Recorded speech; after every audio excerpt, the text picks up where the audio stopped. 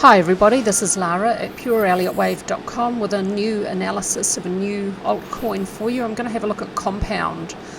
Okay, I've downloaded the whole data, or the full price history of this one, from the low here, 61.27. What was the recent low?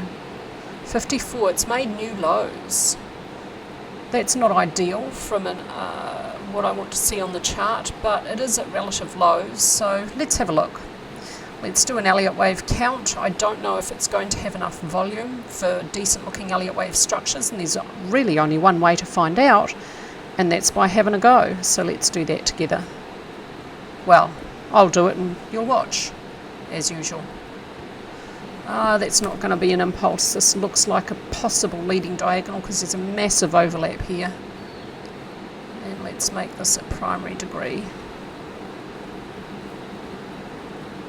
Why won't it click in there? It doesn't want to snap in there. I don't know if the wavelengths are going to work at all, actually. Okay, so 4 is shorter than 2, but 3 is longer than 1 and 5 is longer than 3. So the diagonal is neither contracting nor expanding. That doesn't work. And I'm looking at the subdivisions in here. From here to here, that could be an impulse, but from here to here, 1, 2, 1, 2, can't have 3, 4 because it's overlapping. 3, 4, 5. I don't know. I don't think there's enough volume in here for it. Doesn't fit as either an impulse or a diagonal. It could fit possibly as a double zigzag. So let's put that in. I'm going to have to turn a fan on, sorry. You're probably going to hear this, maybe not, I don't know, but it's just super hot here today in Mexico. So I'm going to put X here and Y here and W. Nope, put this here, and then I still don't know if this is going to work.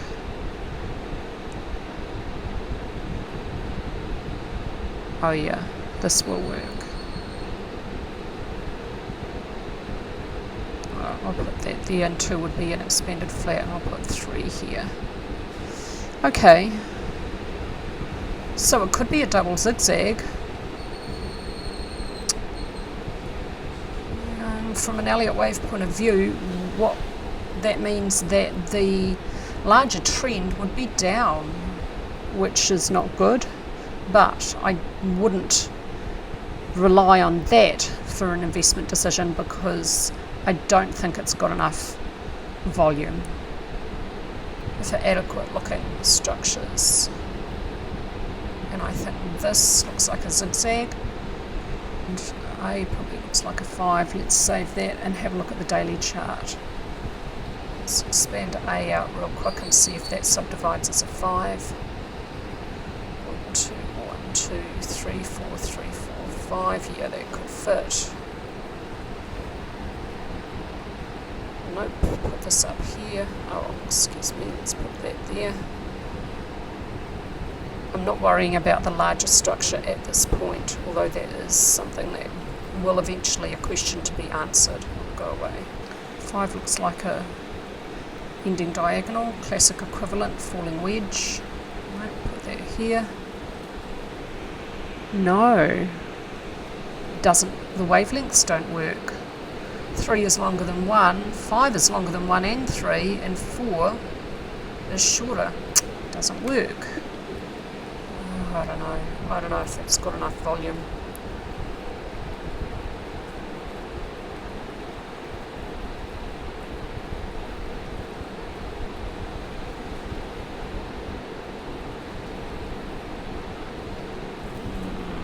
Is that third wave going to work? I think it is. Yeah. Okay, could do. And the structure of C. A mess. So many subdivisions within it.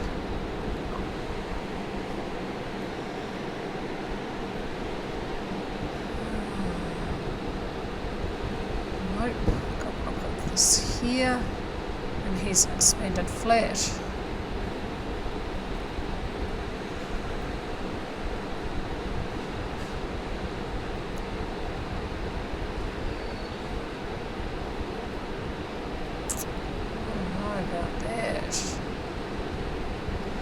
Wave looks pretty good. Let's bring in MACD.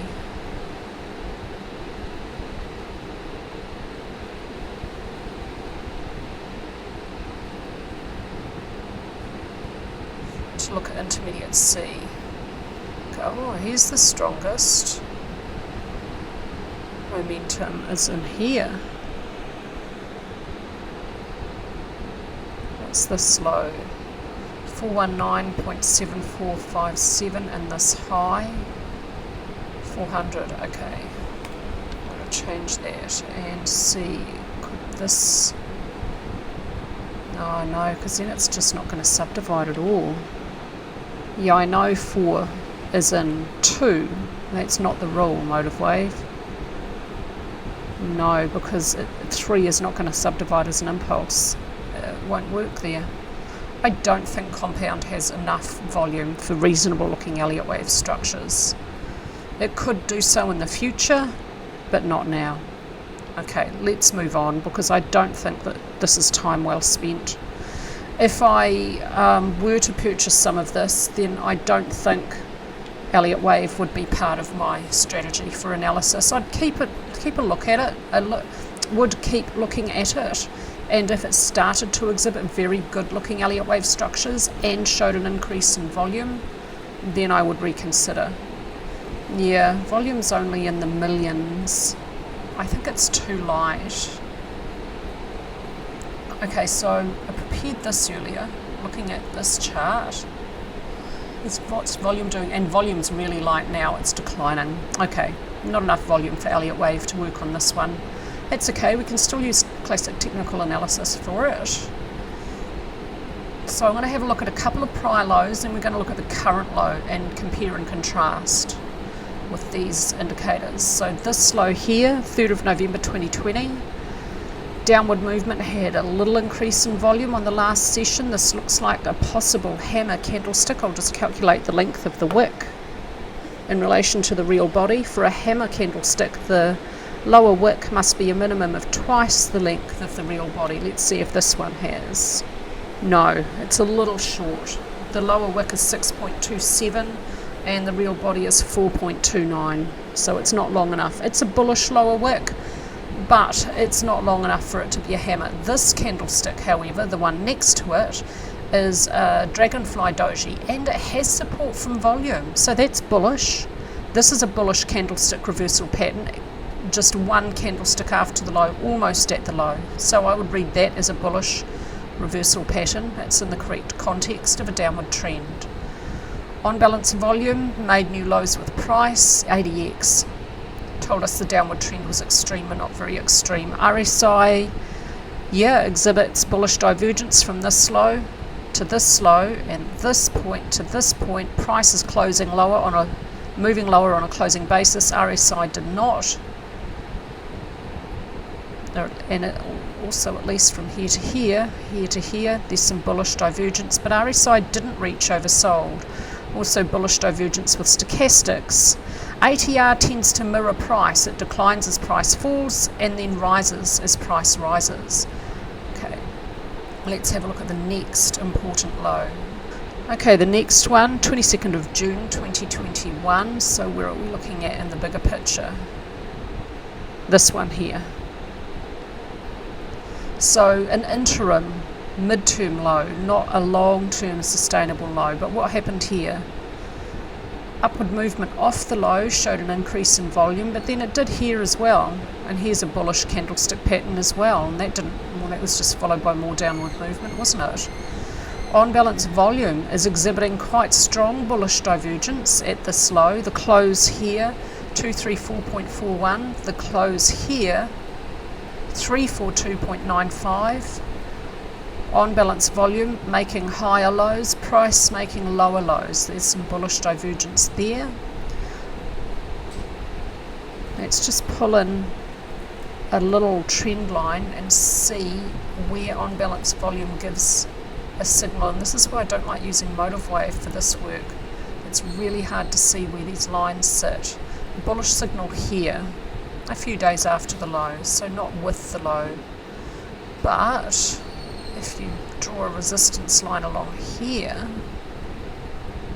yeah, there was a bullish signal, on the low. This line has 3 anchor points. It's close to horizontal, but it's not long held and not often tested, so it's a weak bullish signal at this low from on balance volume, as well as bullish divergence, so that's actually quite bullish. ADX not very extreme, but extreme. RSI didn't reach oversold. If there is bullish divergence here, it's so weak. And stochastics, no divergence I can see, and ATR declining with price. Okay, let's compare that to the current session, those last two, to the current situation. At this low, there was a bearish signal here from on balance volume. Can't really see any bullish divergence. There might be extremely weak bullish divergence between price and on balance volume, but there definitely is between price and RSI on a closing basis. Price is closed lower, RSI is higher. So there's weakness in this last low. ADX is extreme, but not quite very extreme. It doesn't tend to get above 45 for this particular market. Stochastics also exhibiting some bullish divergence.